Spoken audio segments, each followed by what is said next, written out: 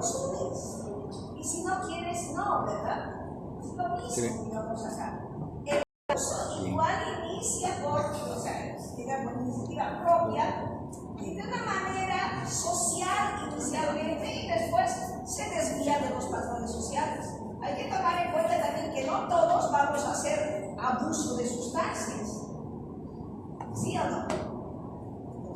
Y para eso también hay los criterios diagnósticos que mantienen en el DSM-4, en el DSM-5, son los mismos, digamos. Lo que nosotros tenemos que saber es la terminología que vamos a manejar. Tenemos el uso incorrecto y la adicción. En el uso incorrecto, normalmente esto se aplica a los medicamentos que son recetados legalmente y donde se utilizan de una manera incorrecta. Es como que cuando yo tiene un trastorno de ansiedad con ataque de pánico, le voy a indicar un antidepresivo y le voy a indicar un ansiolítico. Supongamos, le doy, digamos, es un ataque de pánico con muchas fobias, le voy a dar la paroxetina. Le doy paroxetina 20 miligramos, digamos, se lo reparto en 2, medio y medio, 2 tomas al día. A la paroxetina le acompaño con clonazepam, digamos, que le voy a dar un Neuril. El Neuril al principio yo le doy cuarto y cuarto, suponiendo, le doy 2 tomas ahí por la vida media. Pero el paciente no se siente bien ese rato y se vuelve a tomar otro cuarto. Y se vuelve a tomar otro cuarto, y se vuelve a tomar otro cuarto, ¿me entienden? Hay gente que no respeta las indicaciones y se sobresatura, digamos, de la medicación. Obviamente, esa persona que toma sin indicación, los de ya les he dicho, no quiero ver a nadie detrás del pilar acá, y los del rincón de allá vienen acá adelante. Así que aquí adelante hay mucho espacio. Vamos nosotros haciendo eso, ¿me entienden? Entonces, esa persona que se toma indiscriminadamente el medicamento, aunque haya sido recetado, pero no las cantidades que se está tomando, esa persona tiene mayor tendencia a hacer ¿qué? Abuso de sustancias. ¿Qué es la adicción? La adicción es el uso repetido, creciente de una sustancia, digamos, cuya privación o disminución va a dar lugar a síntomas de malestar general más una necesidad irresistible de consumir.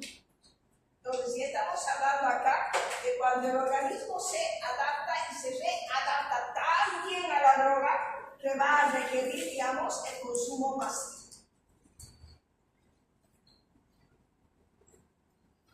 Intoxicación.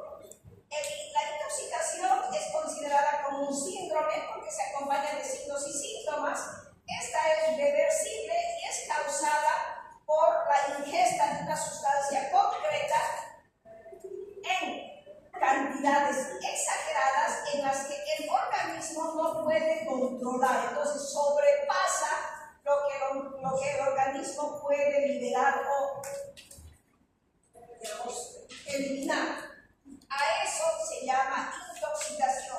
Y cuando una persona llega intoxicada a emergencia, el paciente llega con problemas de memoria, problemas de orientación, el estado de ánimo, digamos, agitado, el juicio disminuido, comprometido y obviamente la conciencia afectada. Entonces, es como nos llega, digamos. Y vamos a averiguar que todo eso obviamente va a provocar cambios psicológicos y cambios conductuales en la persona. Por eso llega agitado, agresivo, manoteando, digamos, pero también con síntomas físicos, digamos, como de aletargamiento y todas esas cosas. Entonces vamos viendo, digamos, en la persona lo que va a ir. Luego tenemos la abstinencia, que es otro síndrome que también tiene signos y síntomas. Es un síndrome específico que está generado por una sustancia y esta abstinencia va a ocurrir, digamos, después de que se ha suspendido abruptamente la ingesta de la sustancia o se ha disminuido la cantidad de la sustancia. Entonces, esta abstinencia también debe cumplir ciertos criterios diagnósticos para que nosotros, digamos, tomando en cuenta que en la abstinencia y en la intoxicación son dos instancias en que se puede presentar bastante delirium en el paciente que ha llegado con estos dos problemas. Cuando hablamos de delirium, les dije, ¿se acuerdan? Que es bastante frecuente en pacientes, digamos, que están sufriendo este tipo de problemas. Luego tenemos la tolerancia. La tolerancia es la administración repetida de una dosis determinada de una droga, pero cada vez que toma, el efecto es, digamos, de menor intensidad. Por eso se llama tolerancia, como cuando decimos que ya. Por ejemplo, la primera vez que tomas probablemente un vasito o una botella de cerveza, digamos, ya te deja bastante entonada, digamos, caminando chueco, pero la segunda vez que tomas, ya una botella no te hace tanto, digamos, una botellita, ¿no? Entonces, así sucesivamente va aumentando, digamos, la tolerancia de los pacientes. Bueno, no estoy hablando de los varones, la mujer primero empezamos con poquito, pero los varones, ¿se acuerdan? Igual hay que ir aumentando la cantidad. También, digamos, tenemos que ver, digamos, que nuestro cerebro va a ir adaptándose, digamos, a estas sustancias y a esto se llama neuroadaptación. O sea, la neuroadaptación tiene que ver con los cambios neuroquímicos, neurofisiológicos de los neurotransmisores, de nuestras neuronas, digamos, en nuestro cerebro que están motivadas por la administración repetida de estas sustancias. También tenemos el término de codependencia, que es bastante usado con mucha frecuencia en los familiares afectados del paciente que en algún momento influyen en el comportamiento del paciente.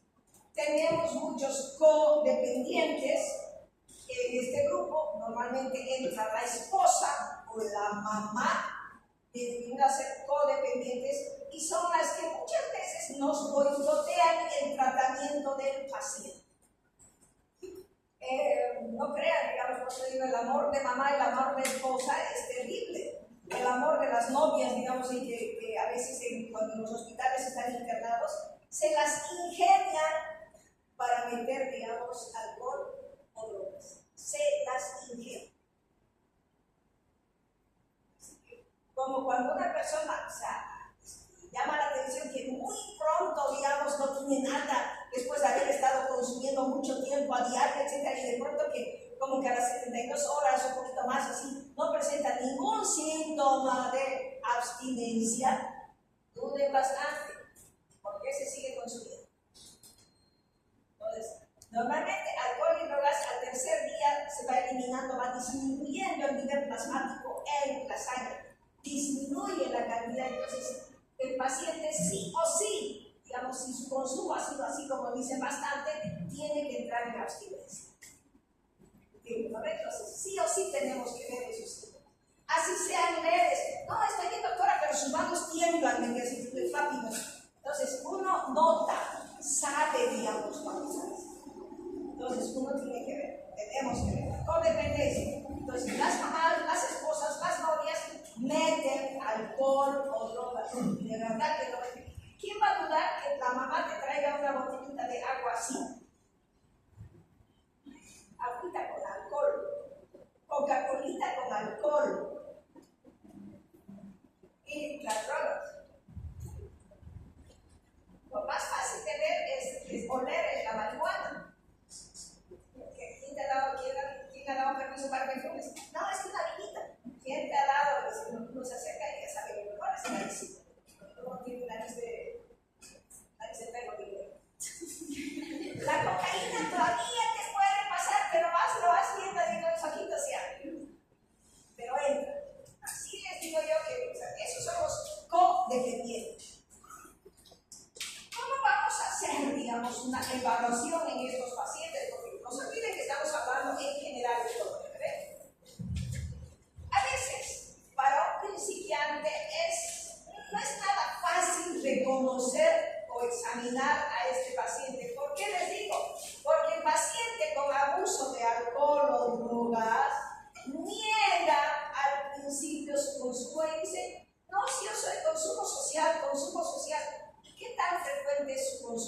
social. Normal, doctora, normal, pero ¿qué tan normal es su consumo social? O sea, y cuando ya les descubren, cuando yo quiero, no necesito, digamos, ningún tratamiento porque yo lo voy a dejar.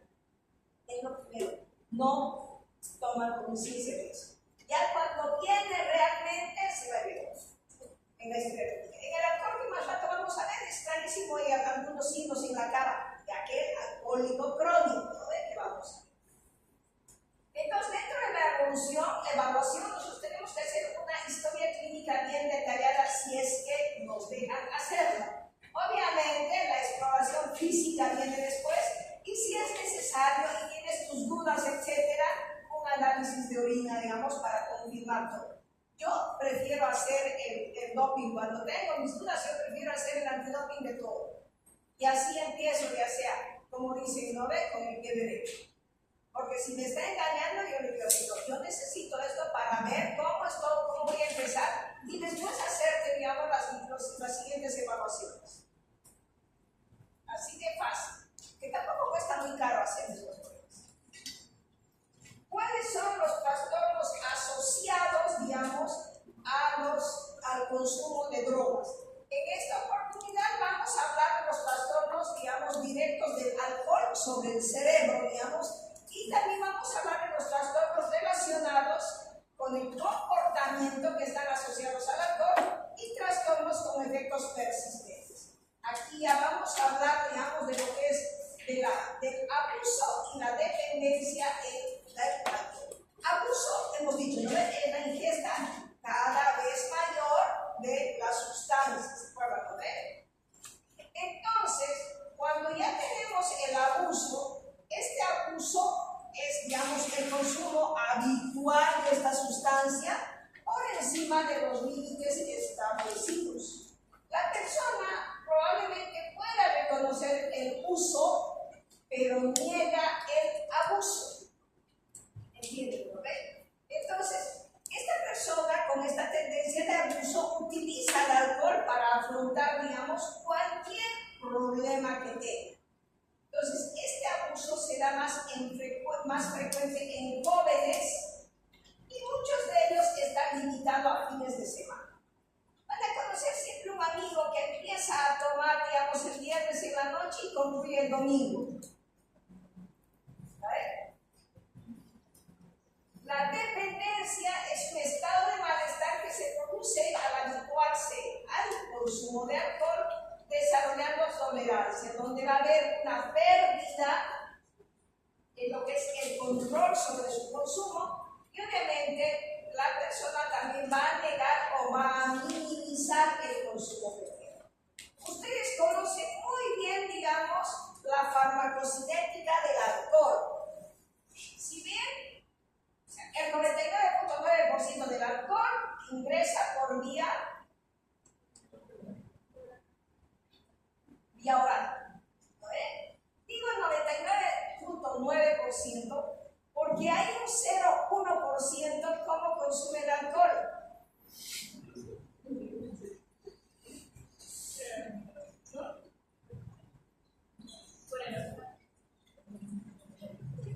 ¿Cómo?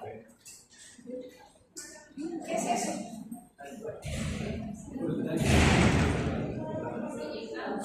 No, por las glucosas.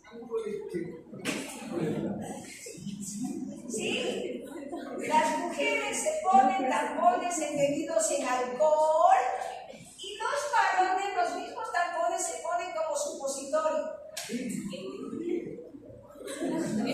uno le hace, pero si no tengo aliento alcohólico, de verdad, no tengo aliento alcohólico, ¿cómo me van a decir eso? Ay, se enojan. Le hacen la medición en sangre y los niveles de alcohol están porque, o sea, se absorbe rápidamente. Ocurre igual con las drogas. Entonces, se absorbe, se consume, se ingiere por vía oral. ¿No ve? Pasa al tubo digestivo, después ¿qué hace? Llega al estómago, después en el estómago se absorbe más o menos el 20%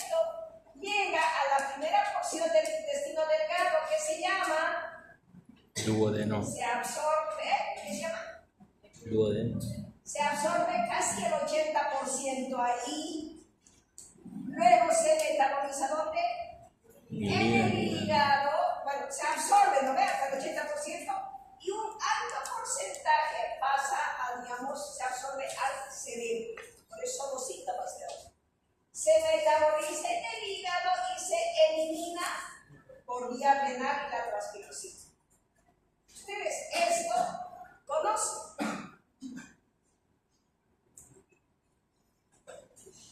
Los trastornos específicos relacionados con el alcohol. El alcohol de por sí es conocido como una sustancia depresora del sistema nervioso central, pero a pequeñas dosis puede ser estimulante, fortalece el autoestima de la persona a dosis pequeñas. Por eso es que la persona cuando ingiere bebidas alcohólicas y está ahí como medio embaladito, como dice, entonces está bien dicharachero, hablador, es el centro de atención, digamos, y no ve. Ustedes saben. Pero después, cuando ya va aumentando el nivel plasmático, la concentración, es un depresor del sistema nervioso central. Entonces, el alcohol también deprime los centros inhibitorios y obviamente esto hace que modifique la fluidez de la membrana celular y los centros de placer, que son mediados por la dopamina, bueno, se alteran. Sabemos que el alcohol, digamos, provoca la liuresis del alcohol, es por inhibición de la hormona antidiurética. El alcohol a altas dosis disminuye la libido por disminución de la testosterona, aumenta los estrógenos con daño testicular, hay un compromiso del sistema nervioso periférico, por eso es que disminuye la tiamina, digamos, y la vaina de la viamina, y a nivel del sistema nervioso central puede provocar trastornos lésicos, alucinaciones, trastornos del sueño, y a nivel general orgánico provoca gastritis, funciones pépticas, cirrosis, pancreatitis, etc.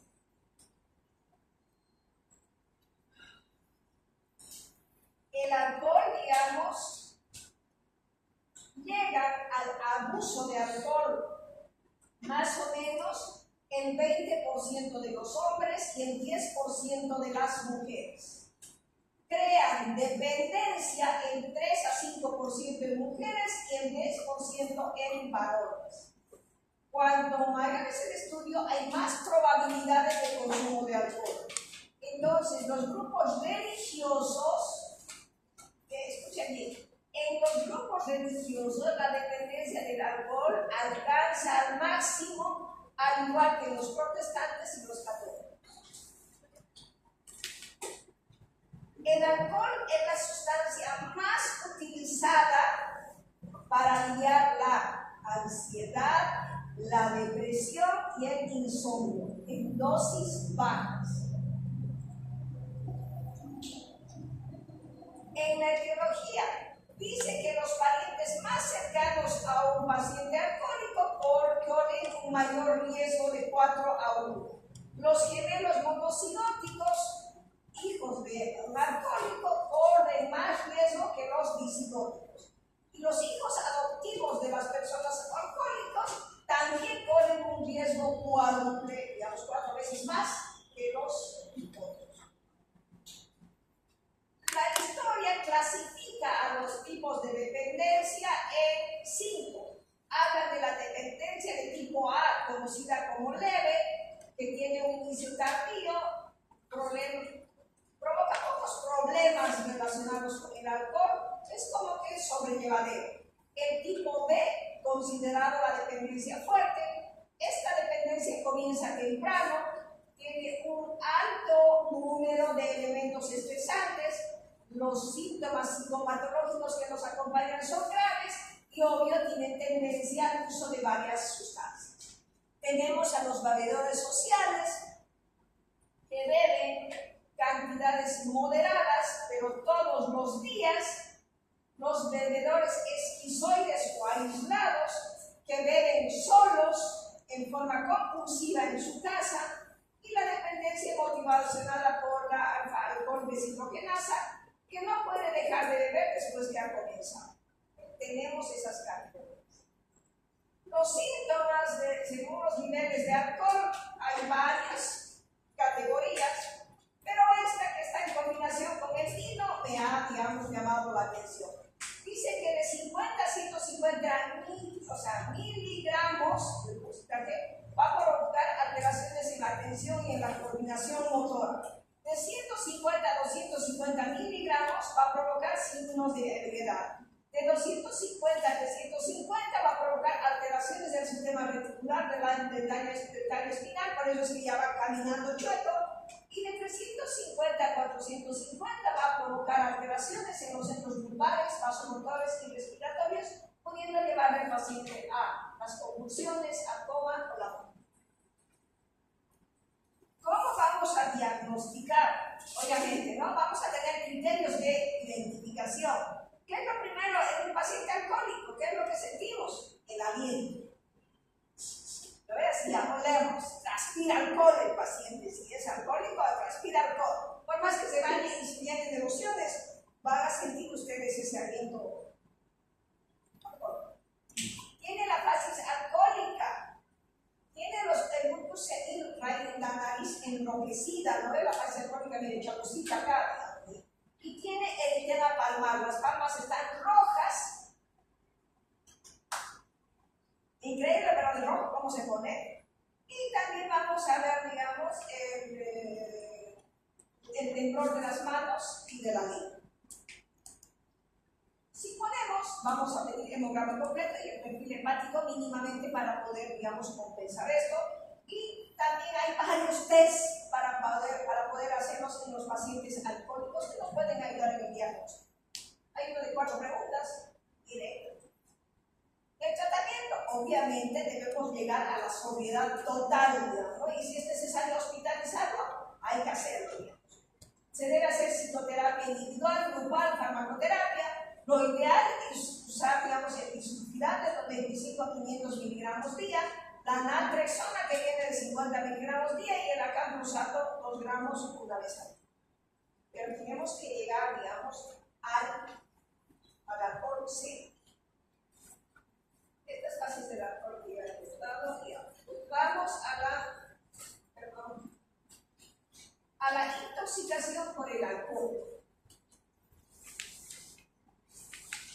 También conocida como embriaguez simple, la intoxicación por el alcohol es la ingestión suficiente de alcohol como para producir trastornos adaptativos con cambios bruscos de comportamiento.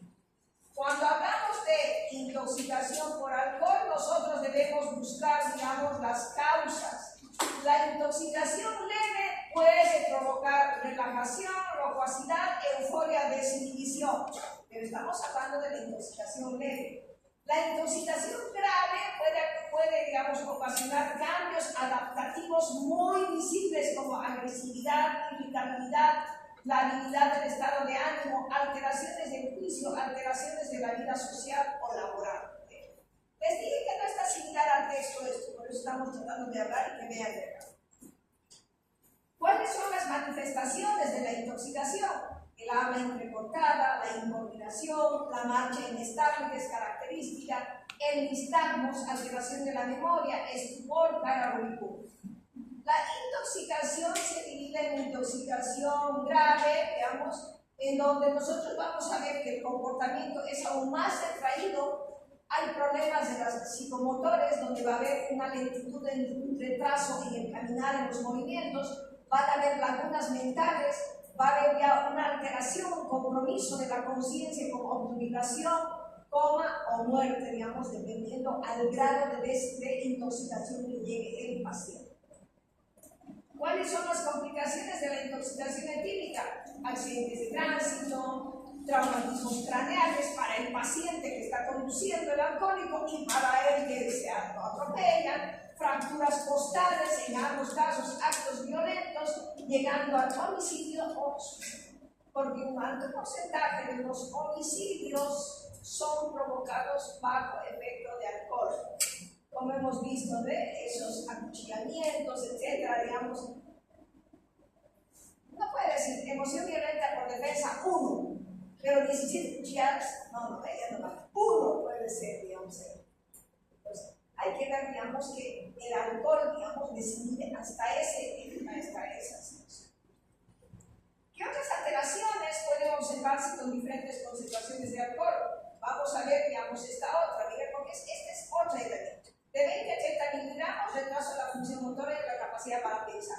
De 30 a 80 miligramos por decilitro, aumentan los problemas motores y cognitivos.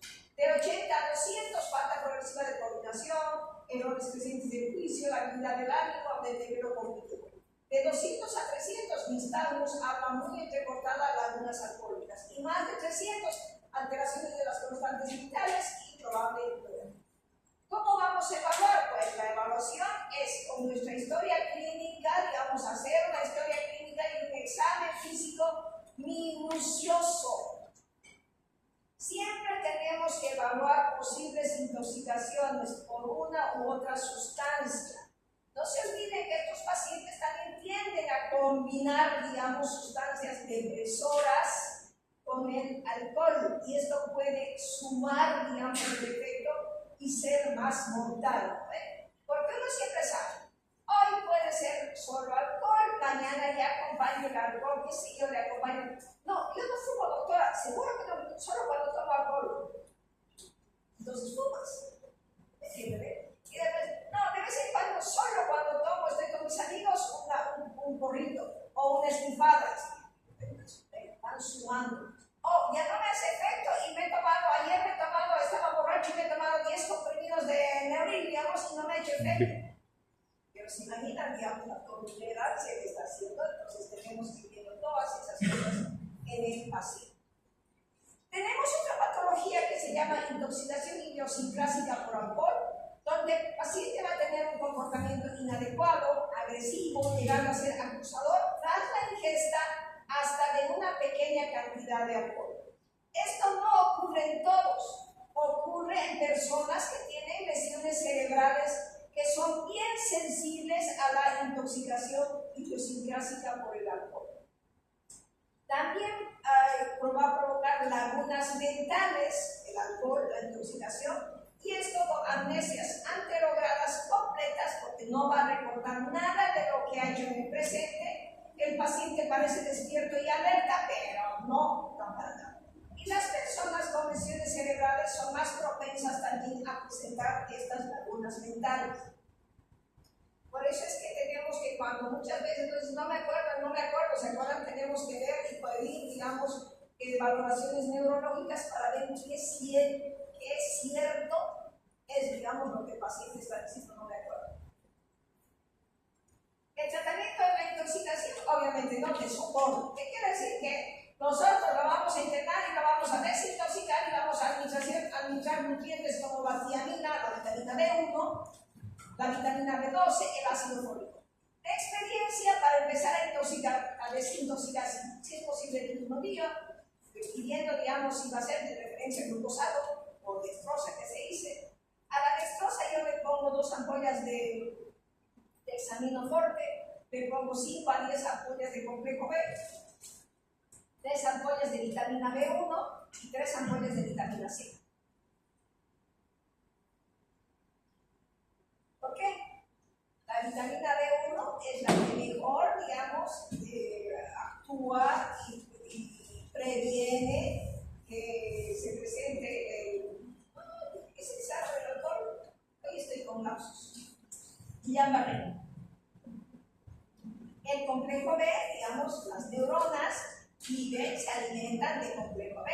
La vitamina C permeabiliza y hace que se absorba más rápidamente. Obviamente la dexamina, la dextrosa van al hígado. Entonces, como que me están limpiando haciendo eso. Y eso lo hago entre 7 a 14 días. Así el paciente esté cansado, ya no. Entonces estoy limpiando, digamos, para que así pueda recién empezar, digamos, la terapia, todo eso. Porque el paciente rápidamente puede, digamos, mejorar al tercer día y decir, quiero irme. Pero ustedes saben que va a salir para seguir consumiendo.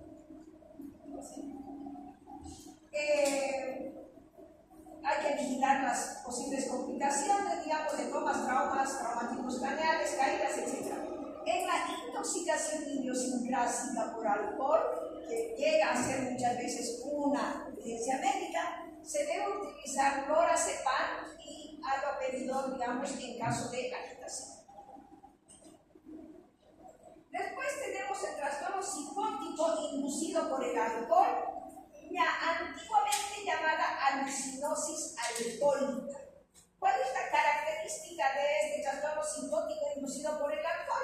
Las alucinaciones visuales y auditivas. Primero son visuales, ve cosas hermosas, con mucho colorido, con mucha luz, ¿me entienden? Ahora sí, ve lindo, si quieres. Con la única diferencia que no presentan delirio. Y obviamente esto puede evolucionar a una forma crónica, pareciéndose mucho a la esquizofrenia.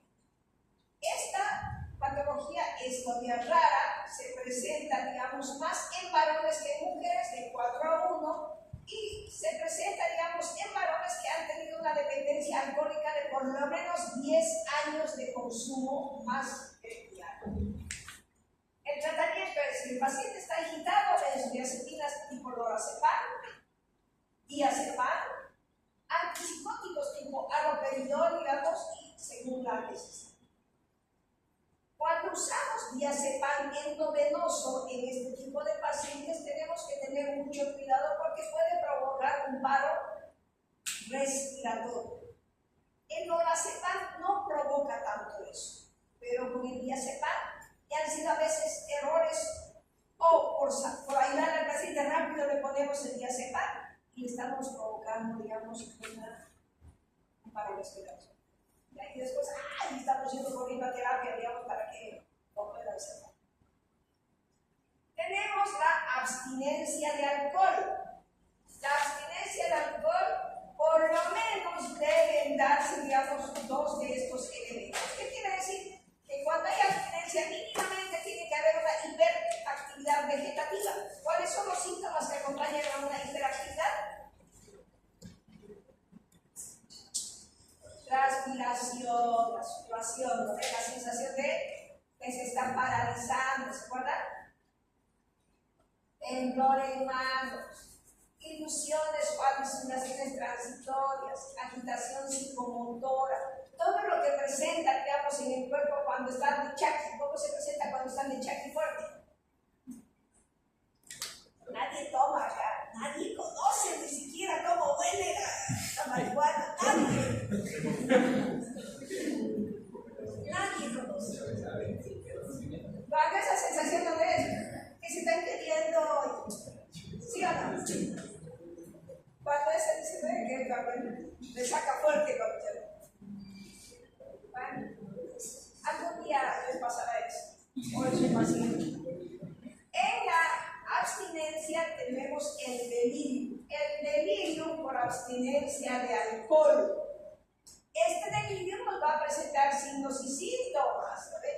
Va a haber una hiperactividad vegetativa notable, van a haber síntomas o manifestaciones asociadas a los delirios. El paciente transpira mucho, siente que tiene fiebre, convulsiona, pero ahí está, digamos, con esos cambios climáticos, viendo visiones, con abstinencia alcohólica.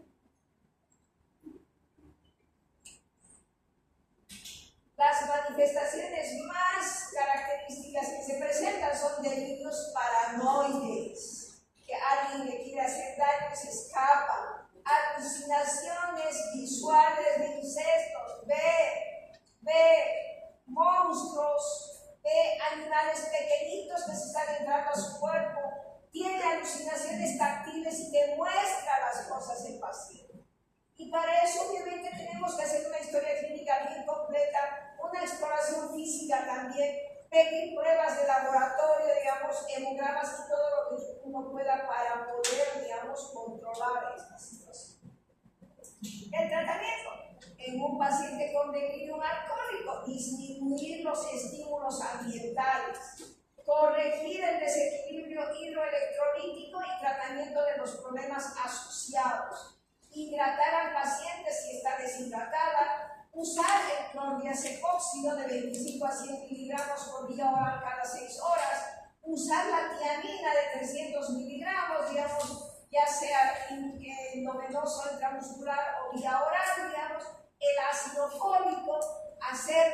preparados multivitamínicos diarios, digamos, ese multivitamínico es lo que yo le digo al suyo, digamos, que le ponemos de desintoxicar, usar sulfato de magnesio, 1 gramo por día intramuscular, digamos, cada 6 horas, pues, proporcionar medicación para el sueño adecuado y tratar si hay problemas de la nutrición.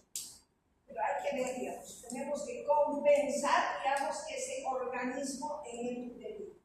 Y después ya vamos viendo, porque les he dicho que en el delirio, de demencia y delirio, hay que tratar la causa, ¿se acuerdan? Identificar la causa y tratarla.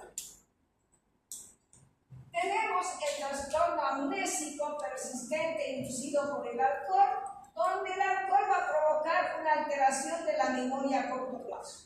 Y dentro de lo que es el trastorno amnésico persistente, tenemos la encefalopatía de Wernicke y el síndrome de Korsakoff, que son las 2 patologías más frecuentes que acompañan al trastorno amnésico. La encefalopatía de Wernicke va a presentar un conjunto de síntomas neurológicos agudos que son, digamos, causados por la carencia de la tiamina. Y esto se va a caracterizar, digamos, por nistagmos, parálisis del sexto par, digamos, una mirada conjugada, ataxia y confusión general. El tratamiento, utilizar la tiamina hasta que remita la oftalmoplegia, vamos a tener con tiamina. El síndrome de Korsakoff es crónico y está relacionado con la dependencia del alcohol. Se caracteriza por presentar amnesia retrógrada, anterógrada, o se olvida el presente, olvida el pasado, y el paciente va a manifestar grados variables de desorientación, acompañadas de polineuritis. En un 25% de los pacientes llegan a recuperarse de una manera íntegra. El tratamiento, 50 a 100 miligramos de tiamina al día, y la recuperación se da en un 50% de los pacientes. ¿Qué fármacos usamos? Fíjense, para el temblor y la agitación leve o moderada, el clordiazepam. Para la alucinosis, diazepam, lorazepam, etc. Para la agitación extrema, clordiazepam. Para la crisis de abstinencia, diazepam. Para el delirio tremens, lorazepam. Y de mantenimiento, el acamprosatol. Son los diferentes esquemas. También tenemos demencia inducida por sustancias. La demencia inducida por sustancias, nosotros debemos establecer el diagnóstico cuando se hayan descartado otras causas de la demencia. Y obviamente para esto sí o sí debe existir el antecedente de abuso crónico de alcohol. El otro día hemos hablado y hemos dicho, ¿no?, que el paciente puede llegar en las demencias, ¿se acuerdan? ¿No? El 10% que se puede curar, ¿se acuerdan? Solo el 10% son reversibles, ¿se acuerdan? ¿No? Ya pues díganme que se acuerdan, en la anterior clase hemos hablado. Los síntomas pueden persistir después del estado de intoxicación y abstinencia, y el tratamiento se asemeja al de cualquier otra demencia. Ahora vamos a las drogas. Los opiáceos son derivados del opio. Tienen que ver, digamos, con la morfina, con la codeína. Son sustancias que nosotros utilizamos bastante. Tenemos los opiáceos sintéticos como la metadona, la oxicodona, digamos, la meperidina, que es la que más utilizamos también acá en hospitales. Y obviamente la heroína se considera un fármaco semisintético y es la más adictiva dentro de los opiáceos, del grupo de los opiáceos. Más o menos los opiáceos están más frecuentemente utilizados en una población de entre los 30 a los 50 años, más frecuente en hombres que en mujeres, en una razón de 3 a 1. La vía de administración va a depender del fármaco o de la droga. Sabemos que el opio se fuma, la heroína se inyecta o se inhala, y obviamente también los opiáceos se administran como medicamento por vía oral. Son claramente, digamos. La dosis, bien difícil de establecer, especialmente en la historia clínica, por 2 motivos.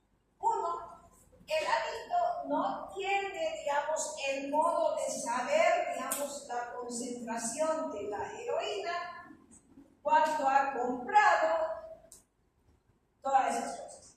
Y el adicto también, digamos, puede sobrevalorar la dosis de heroína que ha consumido para obtener más metadona. Porque ustedes saben, cuando se intoxican, les dan la metadona. Entonces, es dando.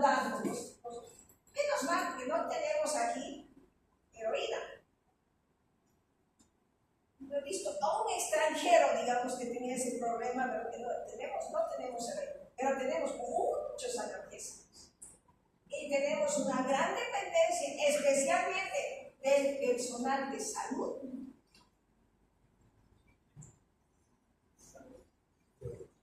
Se van a caer hacia atrás cuando ustedes vayan al internado, a la residencia, viendo, digamos, la cantidad de personas que tenemos con este problema dentro de los trabajadores de salud.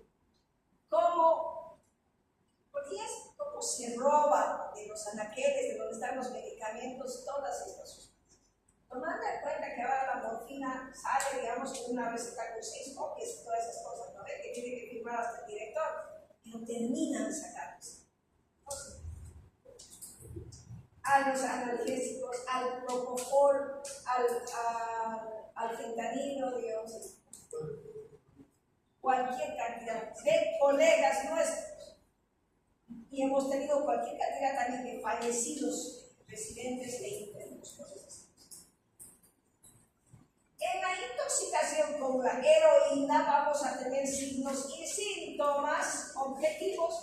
Va a provocar depresión del sistema nervioso central. No está como en el texto, acuérdense que antes he dicho, no está todo así. Esto me parece más bonito para poder darles todo esto. Y esto es de un libro más antiguo, porque hablo del DSM-4, hablo de esto. Entonces va a provocar una depresión del sistema nervioso central, una disminución de la movilidad gástrica, depresión respiratoria, analgesia, náuseas, vómitos, hambre reportada, hipotensión, bradicardia, amilosis, crisis convulsivas. A mí me han llegado para internarse en el centro con crisis convulsivas, digamos, cuando han disminuido la dosis. Los signos subjetivos: euforia, parece, digamos, un hipomaníaco; disforia, se enoja de todo; ansiedad ocasional, que se contrapone con la tranquilidad pasiva que adoptan; disminución de la atención de la memoria; adormecimiento y retraso psicológico. La intoxicación. La sobredosis, obviamente, digamos, es una emergencia médica, y nosotros también la llamamos, que en nuestro personal, es una sobredosis accidental. Porque tomamos en cuenta, los hechos donde también la persona crea tolerancia al medicamento, entonces necesita cada vez más y suele obedecer al uso combinado con otros depresores similares. Muchos que se inyectan, digamos, los analgésicos, opiáceos derivados, dicen, no, es la sensación simple de que ya me están pinchando, digamos, siempre ese calorcito que venga. El tratamiento, si es una sobredosis, ingreso a UTI con medidas, digamos, de soporte de funciones vitales. Administrar naloxona, es un antagonista, inmediatamente. Si no hay respuesta, volver a administrar, digamos, la venosa. Si no hay respuesta, otra vez hay que inyectar naloxona intravenosa, entonces vamos bien. Si empiezas a tener respuesta, entonces vas disminuyendo, y siempre hay que considerar la posible sobredosis por varias sustancias, porque no se olviden que ya crea tolerancia. La tolerancia y la abstinencia se establece enseguida con el uso de los opiáceos. Normalmente estos aumentan la sensibilidad de los receptores dopaminérgicos, adrenérgicos y serotoninérgicos. Y los síntomas que va a presentar se deben a la hiperactividad rebote que causa en estas neuronas noradrenérgicas del locus cerebral. La intensidad de los síntomas va a disminuir con las drogas o medicamentos de vida larga, y los pacientes pueden sentir deseo imperioso de la droga, solicitando a gritos y de una forma manipuladora que le pongamos los análisis. Es muy complicado.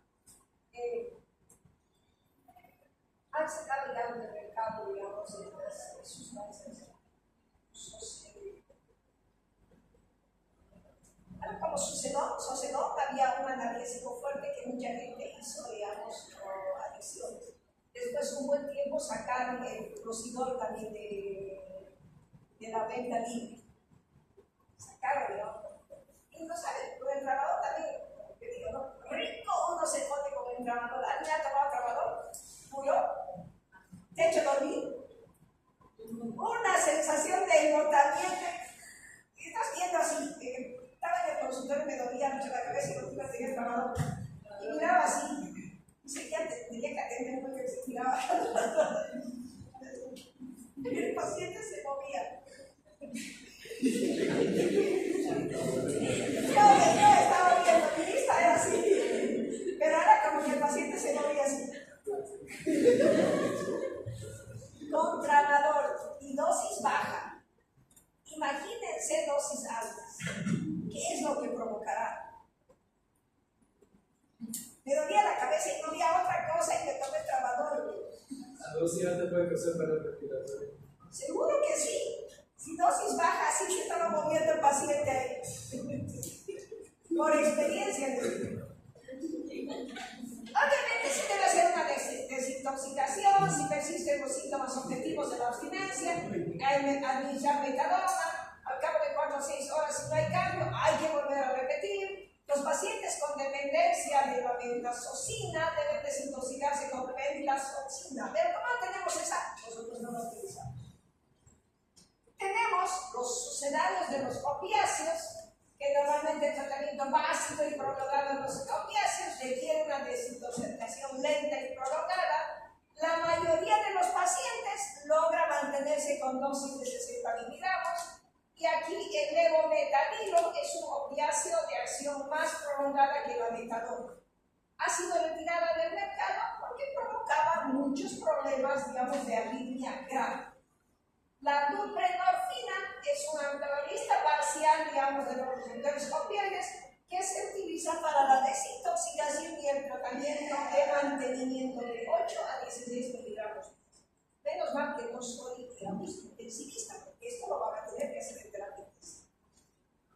Otras intervenciones, la educación. Tenemos que educar porque no se olviden que estos en ese estado muchas veces comparten agujitas, o tienen sexo sin protección. Por eso se hace psicoterapia individual y de grupo. También se nos indica que vayan a grupos de autoayuda porque haya programas ambulatorios, digamos, de ayuda. Sedantes, hipnóticos y ansiolíticos es nuestra área, ¿no? La gran dependencia. El 6% de las personas en la población utilizan estos medicamentos de manera ilícita. La prevalencia de mayor uso se da entre los 26 y los 35 años. Y somos las mujeres las que consumimos más en una proporción de 3 a 1. Los sedantes hipnóticos y ansiolíticos también provocan intoxicación. ¿Quién tenía que irse al consejo?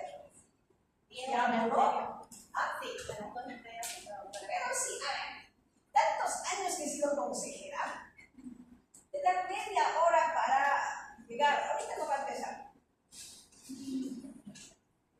Es media hora para estar ahí. Pero sí, 3 y 29 puntos. Si no están, se suspende la sesión. La intoxicación va a provocar, digamos, signos y síntomas. Lo primero, no se olviden que estos ansiolíticos van a provocar alteraciones de la memoria. No en todos. Recuerden, a veces van a leer, ay, dice que va a provocar problemas de memoria. No me estoy concentrando, dice.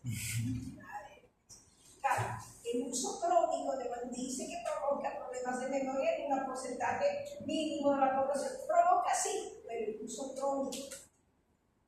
Habla entrecortada, falta de coordinación, marcha inestable. Provoca, digamos, la intoxicación. La abstinencia va a variar desde un estado leve a un trastorno potencialmente mortal. Y obviamente los fármacos de seguridad corta pueden inducir abstinencia más rápida y de una manera más intensa. Y dentro de las de vida media corta tenemos alprazolam y lorazepam, porque los otros son de vida media larga. Y el grado de tolerancia se puede medir con una prueba de provocación de pentobarbital para ver estas cosas.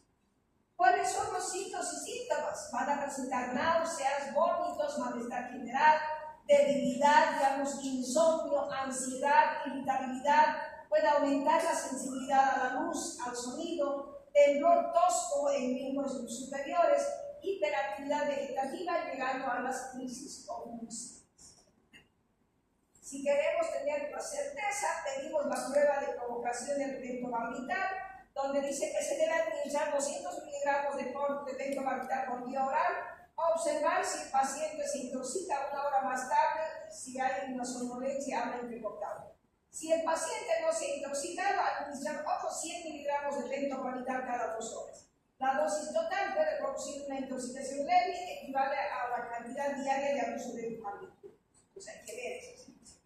Entonces, conociendo ya eso, hay que reducir 10% cada día y ajustar las dosis si aparecen signos de intoxicación absoluta. Esto también lo van a hacer en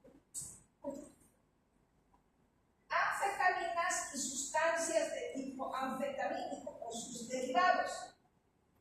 Las anfetaminas, las personas que más consumen están entre los 18 y los 25 años. Y la prevalencia de dependencia y abuso alcanza al 1.5% de la población. Anfetaminas. Tenemos como fármacos o drogas a las anfetaminas mayores, dentro de ellas están las anfetaminas, las dextroanfetaminas, la metanfetamina, el metilfenidato. Metilfenidato lo utilizamos nosotros bastante en niños pequeños de mayor de 6 años, digamos, cuando tienen problemas de déficit de atención o sin hiperactividad. Metilfenidato. También tenemos otras sustancias relacionadas como la efedrina, fenilpropanolamina y la mercatinona. Tenemos las anfetaminas de sustitución, conocidos como alucinógenos, que ejercen efectos sobre el sistema serotoninérgico y dopaminérgico, como la metil-endioxianfetamina. No tenemos aquí. Genera mayor autoconfianza y sensibilidad a los estímulos sensoriales. Tiene efectos activadores energéticos, provoca menos desorientación y alteración perceptiva con los alucinógenos. Y obviamente, el hierro forma parte, digamos, de una anfetamina muy potente. Entonces nosotros utilizamos más las anfetaminas mayores. Ahorita ya tenemos, digamos, derivados de la dextroanfetamina, tenemos la lisdexanfetamina, digamos, para poder ver con los pacientes. Cuando nosotros vamos a decir, digamos, que está intoxicado, digamos, con anfetaminas, cuando el paciente, digamos, tenemos que ha consumido recientemente estas sustancias, especialmente, digamos, ha consumido en cantidades mayores el metilfenidato que está a la venta, digamos. El paciente va a presentar taquicardia, bradicardia, dilatación pupilar, tensión arterial, digamos, sudoración, escalofríos, náuseas, vómitos, pérdida de peso, debilidad muscular, confusión. Tenemos que ver. Siempre y cuando no sea provocado por otra patología, sino por el consumo de metilfenidato. Tenemos las intoxicaciones. ¿Cuándo vamos a decir que es abstinencia a las anfetaminas? Cuando se interrumpe abruptamente el consumo de la anfetamina después del consumo prolongado y en grandes cantidades. Entonces, el paciente va a estar con un estado de ánimo disfórico, fatiga, sueños desagradables, insomnio, aumento de apetito, retraso o agitación psicomotora. Tomando en cuenta que sea porque él tomaba este tipo de anfetaminas, y no que no sea por otra enfermedad. Después tenemos el tratamiento de las anfetaminas. El tratamiento es sintomático, podemos usar, digamos, benzodiazepinas para la agitación y tratamiento de mantenimiento, digamos, como la fluoxetina, bupropión, digamos, en este tipo de situaciones. Anfetaminas, ¿no? De infinidad. ¿Está mal el dibujito? ¿Está bien o está mal? Conozcan, esta es la marihuana. ¿Tiene flor o no tiene flor la marihuana? Tiene. Tiene.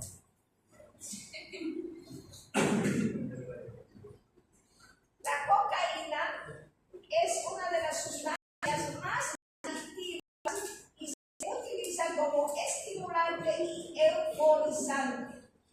Se la conoce como coca, soplo, nieve, base y tantos nombres que tiene. Los efectos farmacológicos se parecen a los de otros estimulantes. Se utiliza en inhalación, pero también se puede fumar e inyectar. El crack se fuma y actúa enseguida. Los efectos de la cocaína fumada se parecen a la inyectada. La cocaína. El problema es muy, digamos, serio en nuestra población.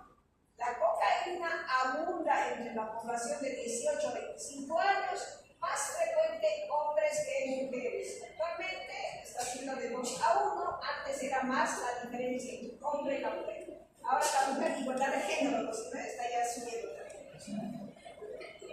Y tenemos intoxicación por cocaína, y esta puede producir, digamos, síntomas y signos.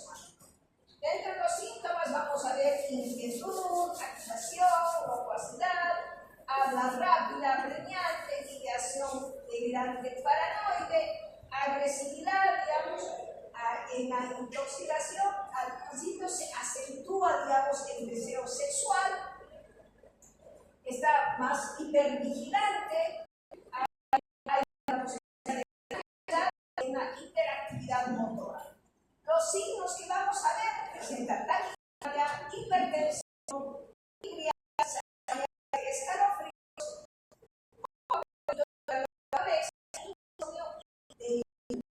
intoxicación. En la abstinencia, el signo más llamativo es la ansiedad que siente el paciente por conseguir la droga. Los síntomas de la abstinencia son fatiga, letargia, ansiedad, sensación de inutilidad, desesperanza, sentimientos de impotencia. Y el consumo prolongado de la cocaína puede llevar a la depresión con necesidad de tratamiento antidepresivo. ¿Tal como que es la cocaína? ¿Hay adicción a la hoja de coca, sí o no? Hay adicción a la hoja de coca. Tomando en cuenta que la coca es milenaria, es ancestral y todas esas cosas. ¿Quién coquea?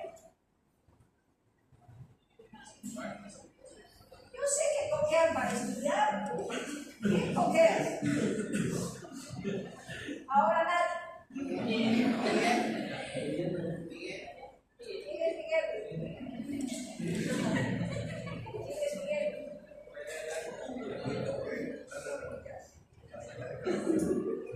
Nadie coquea, nadie hace nada en este mundo. El tratamiento igual es fundamentalmente sintomático. Si hay agitación, benzodiazepinas. Si hay depresión, síntomas psicóticos, antipsicóticos, digamos antidepresivos. Si hay síntomas somáticos, antagonistas de la vitamina, beta-adrenérgica, etc. Lo que se pueda hacer así. Pero hay que ver lo mismo. Hay intoxicación, hay abstinencia en todos los. Hay psicosis también, no se deben olvidar. Por eso, si hay síntomas psicóticos, antipsicóticos. Si hay depresión, antidepresivos. La marihuana se extrae de la planta cannabisativa. Su metabolita 9-tetrahidrocannabinol es el primer o principal componente que le lleva, digamos, al efecto de euforia. Los cannabinoides se suelen fumar, pero también se puede ingerir, digamos, ahora, porque ya le han encontrado diferentes formas de producción, ¿no? Para la venta.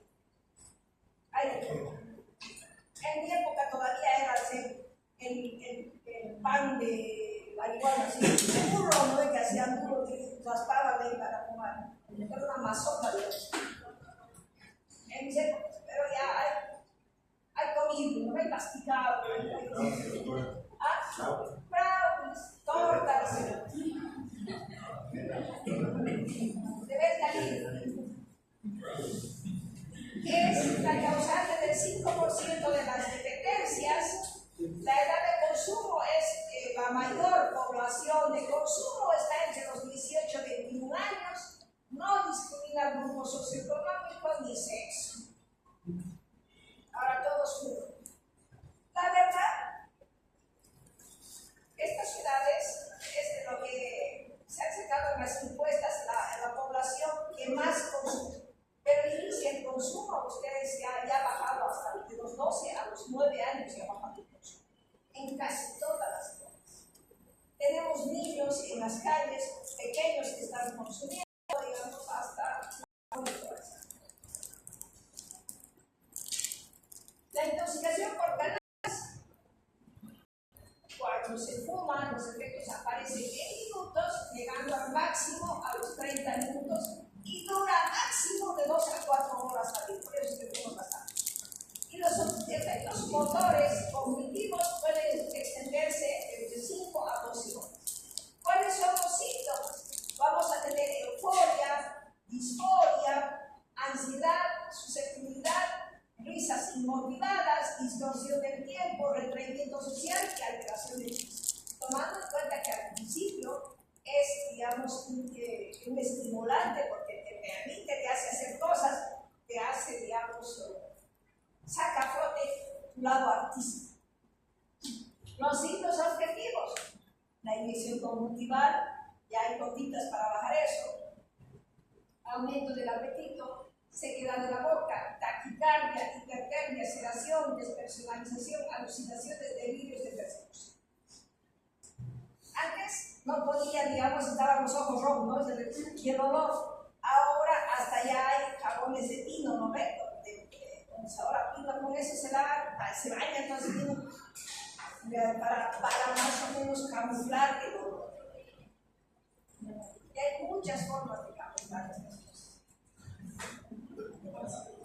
En la dependencia del cannabis, normalmente va a provocar también la abstinencia, que puede forzar o no forzar dependencia, y el uso terapéutico, que es bastante controversial, porque la justificación que dan ahora no es marihuana medicinal o marihuana medicinal. Es potente, es muy buena, es cierto.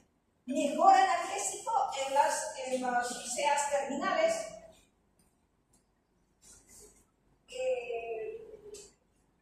En algunos ha provocado anorexia, les han dado a los pacientes que tenían, digamos, obesidad. Es un buen analgésico, ya hemos dicho, muy bueno para las artritis, pero también, aunque no lo quieran, digamos, asumir, es bastante dependiente, no será física, pero es bien dependiente y, digamos, va a provocar muchas cosas en nuestra población en la COVID. Es increíble, pero nos provoca psicosis, digamos.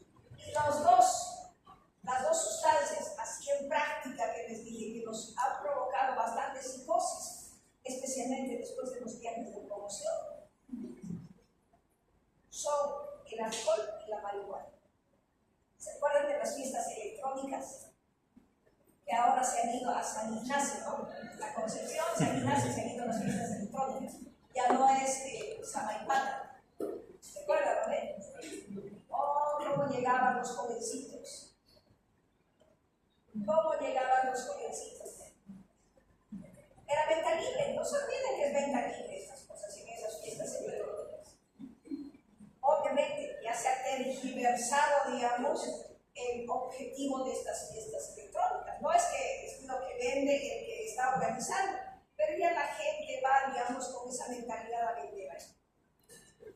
El tratamiento, no se precisa tratamiento de desintoxicación, dice, pero nosotros hemos preferido hacer, los libros hasta ahora no te dicen que no necesita, digamos, desintoxicar, pero hemos visto la necesidad de utilizar medicamentos para calmar la ansiedad, para calmar la psicosis, para bajar los síntomas psicóticos, antipsicóticos, porque los pacientes igual presentan alucinaciones e ideas delirantes. Así no quieran, digan la literatura, los que respaldan, digamos.